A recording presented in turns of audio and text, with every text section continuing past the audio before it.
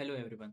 तो अगर आप भी एक्सेल डेली इस्तेमाल करते हैं और आपने भी ये वाली प्रॉब्लम फेस करी होगी जिसमें कि आपको एक ही टाइप की प्रोजेक्ट रिपोर्ट ना बार बार बनानी पड़ती है एवरी मंथ एवरी वीक। जैसे इस प्रोजेक्ट में अपन क्या करने वाले हैं, अपन एक्सेल ऑटोमेशन का प्रोजेक्ट है ये, जिसमें अपन ये रिपोर्ट बिल्डिंग का जो काम है उसे ऑटोमेटिकली किस तरीके से किया जा सकता है वो सीखेंगे। अब यहाँ पे एक जो वर्किंग सिनेरियो है, जो मेन प्रॉब्लम है वो क्या है कि यहाँ पे जो सेल्स डिपार्टमेंट है उसमें जो पर्सन काम करता है वो सेल्स रिपोर्ट बनाता है हर महीने। बस बेसिकली डिफरेंस क्या होता है, उस पर्सन को इस टाइप से एक डेटा मिलता है। डेटा का जो स्ट्रक्चर रहता है वो हमेशा सेम रहता है और उसको इस पे pivot tables formulas function use करके एक रिपोर्ट बना के सेंड करनी होती है मैनेजर को। अब ये काम क्या करना पड़ता है, उसे हर हफ्ते हर महीने करना पड़ता है।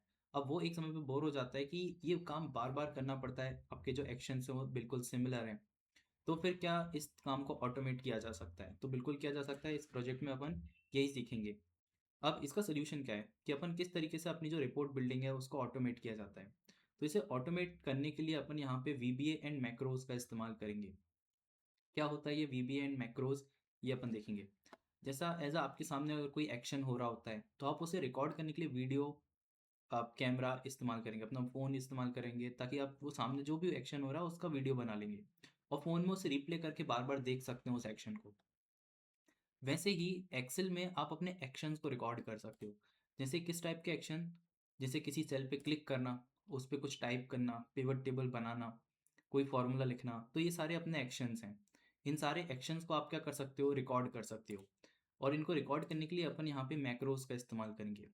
जैसे रियल लाइफ में वीडियो होता है, वैसे एक्सेल के एक्शंस को रिकॉर्ड करने के लिए मैक्रोज होता है। तो अपन यहाँ पे मैक्रोज को पढ़ते हैं और इसको एक्चुअल में इस्तेमाल करके देखते हैं। ठीक है। अब जैसे ये जो डेटा है इसमें टास्क क्या रहेंगे, आपको इसमें कुछ कॉलम्स ऐड करने रहेंगे, कैलकुलेशन लगा के कॉलम्स, इसको टेबल बनाना पड़ेगा इसका यूज़ करके। फिर आपको एक रिपोर्ट में आपको वहाँ पे कुछ फॉर्मूलेज और एक पिवट टेबल, कुछ पिवट टेबल का यूज़ करके रिपोर्ट बनाना रहेगा। ये जो पूरा टास्क रहेगा वो रिकॉर्ड होता रहेगा ताकि अपन इसमें इस फाइल में इस टास्क को करेंगे और आपको एक टेस्ट फाइल आपको दी जाएगी। जैसे यहाँ पे मेरे पास एक टेक्स्ट फाइल है, टेस्ट डेटा। इसमें भी क्या रहेगा, आपके पास इसी तरीके से एक डेटा रहेगा जो कि अगले महीने का है, मार्च और अप्रैल का। तो इसमें अपन इसको अप्लाई करके देखेंगे। ठीक है। तो अपन यहाँ पे स्टार्ट करते हैं। अब मैक्रोज, मतलब कोई भी प्रोजेक्ट बनाने के जस्ट पहले उसका मैक्रोज जो रहेगा ना उसे रिकॉर्डिंग पे डालना पड़ता है। अब वो करते कैसे हैं, वो आप यहाँ पे एक्सेल पे व्यू पे जाना और यहाँ पे सबसे राइट तरफ आपको मैक्रोज का ऑप्शन मिलेगा। इस ऑप्शन को क्या करना पड़ता है, आपको रिकॉर्ड करना पड़ता है। तो आपने इसको ड्रॉप डाउन पे गए और यहाँ पे रिकॉर्ड मैक्रोज का ऑप्शन आएगा, आपने इसको क्लिक कर दिया। अब जब आप रिकॉर्ड करते हो तो जो उस समय की रिकॉर्डिंग होगी, जो अपन आगे जाके रिपोर्ट बनाने वाले हैं, उसके सारे एक्शंस को किस नाम से आप रिकॉर्ड करने वाले, वो आप यहाँ पे दे सकते हो। जैसे मैं यहाँ पे रिपोर्ट 1 कर देता हूँ, ये रिपोर्ट 1 करके होगा। अब इसको रिप्ले करने के लिए कोई शॉर्टकट की आप यहाँ पे सेट कर सकते हो, मैं इसे एज इट इज़ छोड़ देता हूँ खाली। अब यहाँ पे आता है स्टोर मैक्रो इन। ये जो मैक्रो की जो रिकॉर्डिंग होती है, जो ऑटोमेशन वाली, अब इसको दो जगह पे आप मेनली स्टोर कर सकते हो, इस वर्कबुक में और पर्सनल वर्कबुक में। तो मैं आपको यहाँ पे दोनों के रीज़न बताता हूँ कि दिस वर्कबुक में स्टोर करने और पर्सनल वर्कबुक में स्टोर करने में क्या अंतर आ जाएगा। दिस वर्कबुक में क्या होता है ना, जिस फाइल पे आप काम कर रहे हो, जैसे मैनेजर ने आपको जनवरी वाली फाइल दी जो कि अपने पास केस है, अपन इसमें मैक्रो को रिकॉर्ड करके बनाएंगे। तो जो मैक्रो है वो फाइल के साथ अटैच होता है, मतलब अभी ये 2000, मतलब जनवरी फाइल फाइल के साथ क्या हो जाएगा, ये अटैच हो जाएगा। अब जब मेरे को इसको इस्तेमाल करना पड़ेगा तो मेरे को वापस से 2000 जनवरी वाली फाइल में ही इसको इस्तेमाल कर सकता हूँ क्योंकि वो इसी वर्कबुक में है। मगर मेरे को अगर कोई और फाइल मिली, मान लो मैनेजर ने मेरे को फरवरी वाली फाइल दी, तो उसमें ये वाला मैक्रो काम नहीं करेगा क्योंकि मैंने इसको दिस वर्कबुक में स्टोर करके रखा है।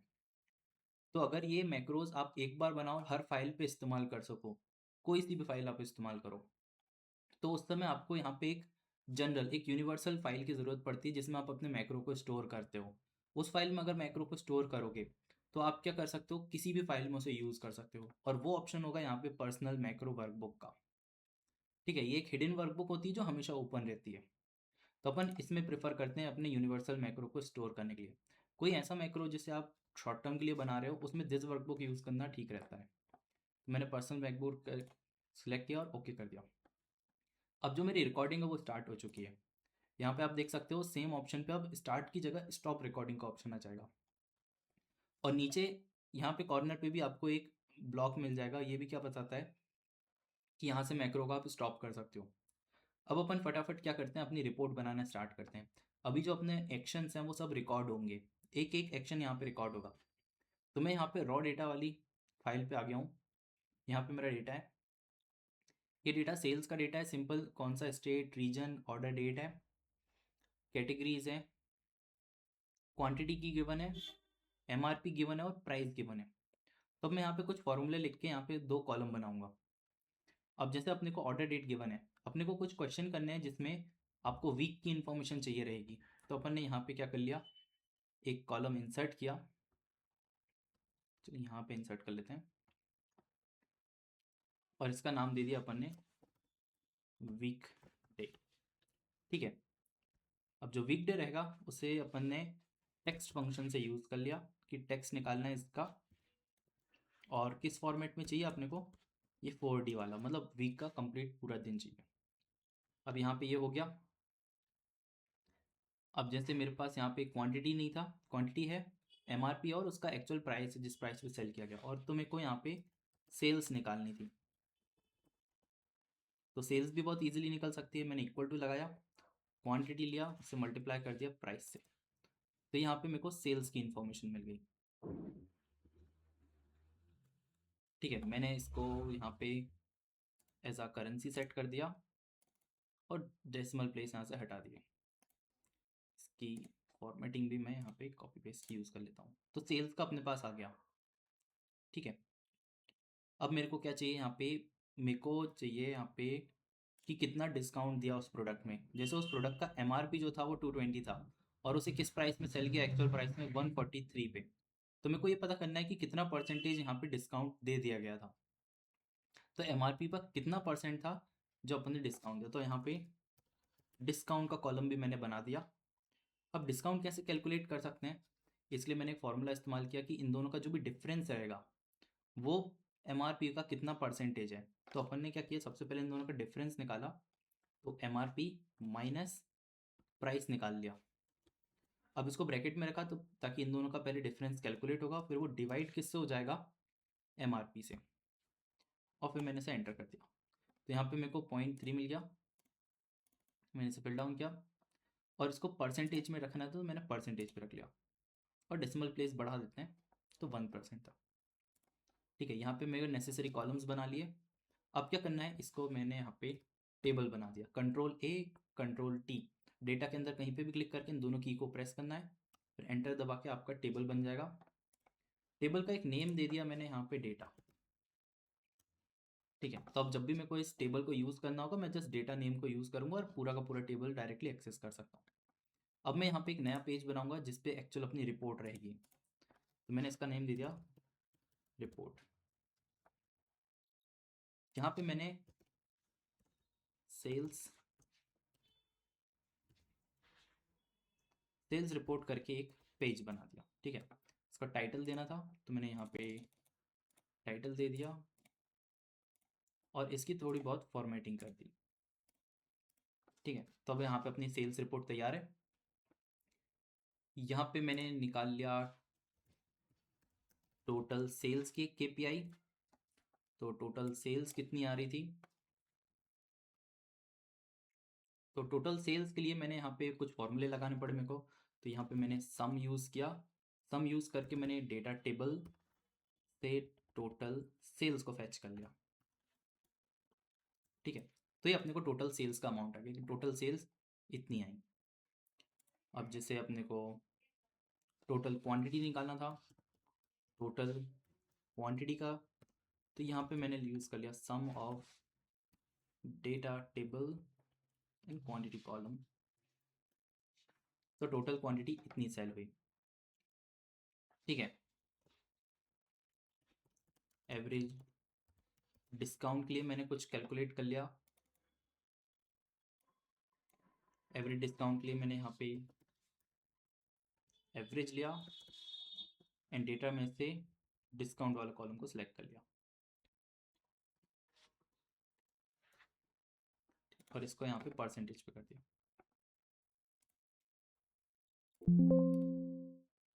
ठीक है कि एवरेज डिस्काउंट इतना दिया गया।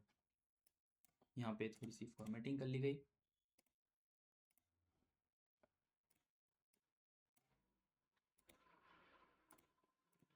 ठीक है, ये अपनी केपीआईज तैयार हो गई।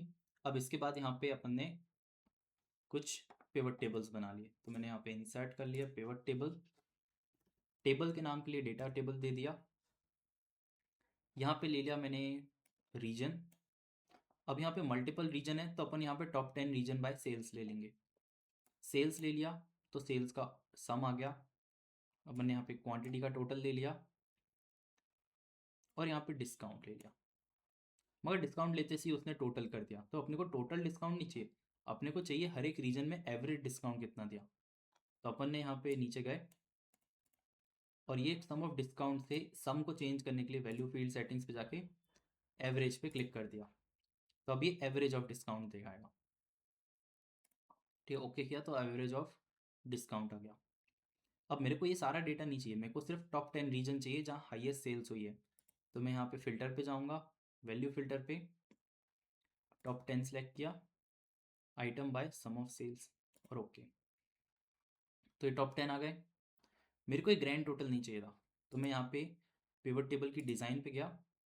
आप यहाँ पे डिज़ाइन चेक कर सकते हो, आपको जो अच्छी लगे। मेरे को ये वाली नॉर्मली पसंद है, तो मैंने यहाँ पे इसको सिलेक्ट किया और इसको सेट कर दिया। ठीक है, तो एक पिवट टेबल अपना तैयार है। अब जैसे अपने को यहाँ पे इसको नेम देना था, इसको थोड़ा सा स्लाइड डाउन कर लेता हूँ मैं और इसको नेम दे दिया मैंने यहाँ पे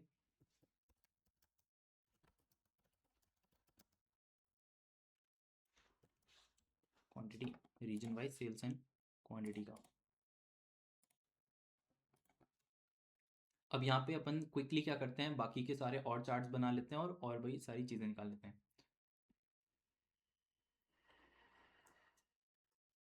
जैसे मैं यहाँ पे बना लेता हूँ वीकडे वाइज एवरेज सेल्स।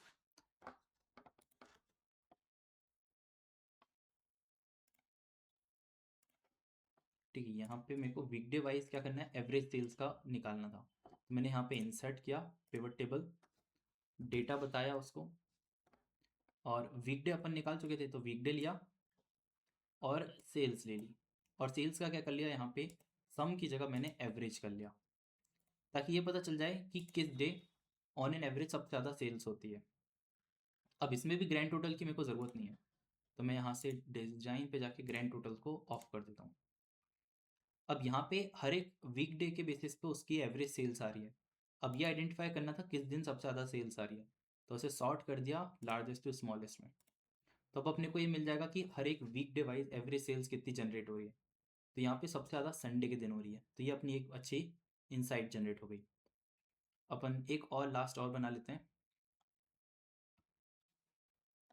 अपने पास यहाँ पे प्रोडक्ट का डेटा है, प्राइमरी कैटेगरी क्या है, तो हर एक कैटेगरी के बेस पे टॉप 3 प्रोडक्ट्स अपने को निकालने हैं by total sales.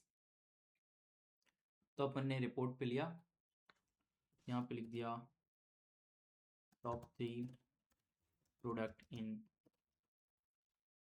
Each category.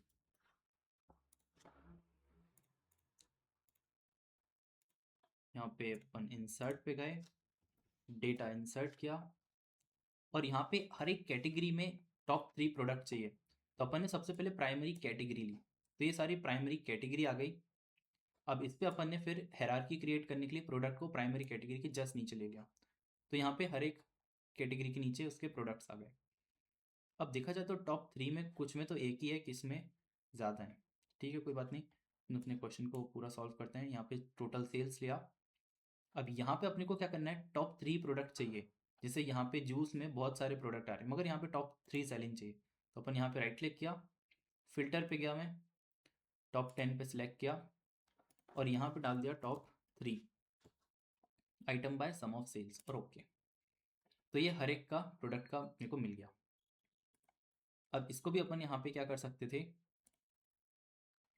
Changes कर सकते थे। तो यहाँ पे अपन डिज़ाइन पे गए,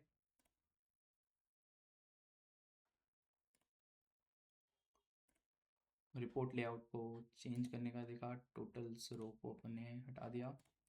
ठीक है, यहाँ पे ये ठीक लग रहा है, top 3 products in each category. तो ये यहाँ पे जैसे अपनी रिपोर्ट बन गई, और एट द एंड क्या करना पड़ता है, अब जो एंड यूज़र है जैसे मैनेजर है, उसको ये रिपोर्ट को क्या करना रहता है, शेयर करना होता है। तो अपन ने यहाँ पे पूरी रिपोर्ट बना ली, अब अपने को क्या करना है, इसको मैनेजर को शेयर करना है। अब अपनी बैकग्राउंड पे जो भी अपन ने एक्शन लिए, जितने भी फॉर्मूलेज लगाए, वो सब क्या होते गए, रिकॉर्ड होते गए। अब रिकॉर्ड होते गए हैं, और अपना मैक्रोज क्या है, अब रेडी है। तो अपन इसे स्टॉप कर देते हैं। अब आप इस बटन पे भी क्लिक करके इसे स्टॉप कर सकते हो, और जहाँ से स्टार्ट किया था व्यू पे जाके मैक्रोज पे जाके भी यहाँ पे स्टॉप रिकॉर्डिंग पे क्लिक कर सकते हो। जैसे मैं यहाँ पे स्टॉप रिकॉर्डिंग करी, अब जो मैक्रोज है वो रिकॉर्ड हो चुका है। अब कैसे पता चलेगा कि रिकॉर्ड हो चुका है, तो अपन इसको टेस्ट करते हैं अपने टेस्टिंग डेटा पे। ये रिपोर्ट अपनी तैयार हो गई, इसे मैंने मिनिमाइज कर दिया। अब अपन बनाते हैं यहाँ पे टेस्ट डेटा पे, अपन इस पे आए। अब मान लो नेक्स्ट मंथ आ गया है, इस डेटा पे एग्जैक्टली वही आपको सारे एक्शन लेने हैं, और फिर से रिपोर्ट बना के शेयर करनी थी अपने मैनेजर को। अब सिंपली क्या करना है मेरे को, इस शीट पे हूँ मैं, इस पे जाके व्यू पे गया, मैक्रोज बन चुका है तो मैक्रोज पे क्लिक किया, और यहाँ पे आप देख सकते हो एक रिपोर्ट करके मैक्रो पहले से बना हुआ है यहाँ पे, जो अभी अपन ने बनाया। आपने इसको सिलेक्ट किया और इसको क्या कर दिया, यहाँ से रन कर दिया। आपने जैसे ही रन किया, आप यहाँ पे देख सकते हो उसने पूरी की पूरी क्या कर दी, आपकी रिपोर्ट यहाँ पे बना दी। यहाँ पे हो सकता है यहाँ पे कुछ मिस्टेक हुई हो, क्या मिस्टेक हुई है बेसिकली रॉ डेटा पे।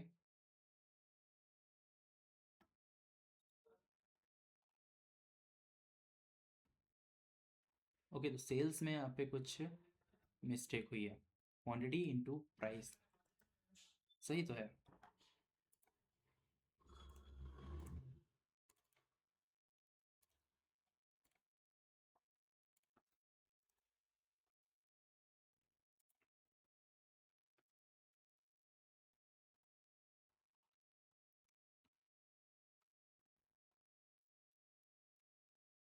ठीक है, यहाँ पे अपन देखते हैं कि अपनी रिपोर्ट पूरी तैयार हो चुकी है, उसने पूरा बना दिया। यहाँ पे थोड़ी बहुत मिस्टेक है, जैसे यहाँ पे डिवीजन बाय जीरो का एरर आ गया है, और यहाँ पे कुछ चीज़ें यहाँ पे आगे पीछे हो गई हैं। यूजुअली ऐसा नहीं होता है, यूजुअली आपका जो डेटा रहेगा उसके बेसिस पे वो एकदम करेक्ट बनती है। अगर आपको इसको फिक्स करना है, तो आपको फिर क्या यूज़ करना पड़ता है, यहाँ पे VBA का इस्तेमाल करना पड़ता है। ठीक है, ये अपन कवर करते हैं। जैसे कि अपनी जो रिपोर्ट रिकॉर्ड हुई थी वो एग्जैक्टली वैसी की वैसी पूरी रन हो गई, और उसने सब कुछ कर दिया। मगर ये जो रिकॉर्डिंग होती है, काम किस तरीके से करती है, ये काम करती है एक प्रोग्रामिंग लैंग्वेज का इस्तेमाल करती है, और आपके जितने भी एक्शंस आपने लिए हैं उन सबको एज अ कोड की तरह लिखती है। और जिस प्रोग्रामिंग लैंग्वेज का यूज़ करते हैं बिहाइंड द सीन, उसे VBA कहते हैं, विजुअल बेसिक फॉर एप्लीकेशन। अब इसका एक पूरा अलग से कोर्स बन सकता है, तो अगर आप चाहते हो कि आपको ये VBA सीखना है, तो आप कमेंट डाउन करना, तो मैं यहाँ पे VBA के कोर्स के लिए पूरी एक वीडियो बना दूंगा। ठीक है, अगर आपको देखना है कि ये VBA का कोड उसने किस तरीके से लिखा, जो कि आपकी रिपोर्ट को पूरा क्या किया इसने, ऑटोमेटिकली यहाँ पे रन कर दिया। तो अपन यहाँ पे व्यू पे आते हैं, मैक्रोज पे गए, व्यू मैक्रोज किया, जो अपन ने रिपोर्ट बन करके अभी जो मैक्रो बनाया, उसको यहाँ पे अपन ने एडिट करके देखा। अब यहाँ पे वो बोल रहा है कि the edit macro is hidden. ठीक है, अपन ने इसे पर्सनल वर्कबुक पे किया था, personal workbook by default hidden रहती है, तो पहले उसे अपने को अनहाइड करना पड़ेगा।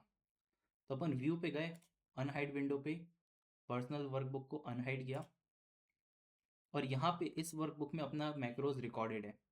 तो अपन ने इस पे गए, व्यू मैक्रोज पे गए, और यहाँ पे जो रिपोर्ट 1 था, अपन ने उसे क्या किया, एडिट किया। अब आप देख सकते हो कि ये जो ओपन हुआ है ये VBA एडिटर है। इसमें जो आपने रिपोर्ट बनाई, वो ये रिपोर्ट की ये सारी कोडिंग्स हैं। ठीक है, अपन यहाँ पे इनको एडिट करके अपना जो मैक्रोज ने जो मिस्टेक करी है उन सबको फिक्स कर सकते हैं, मगर उसके लिए आपको ये VBA सीखना पड़ेगी। ठीक है, तो आप कमेंट डाउन कीजिए, मैं अपन यहाँ पे नेक्स्ट वीडियो बनाते हैं इस पर। तो आप भी यहाँ पे ट्राई करके देखना अपनी रिपोर्ट्स पे यूज़ करके, और उसे ट्राई करके। ठीक है, अभी के लिए अपन यहाँ पे इस वीडियो को एंड करते हैं।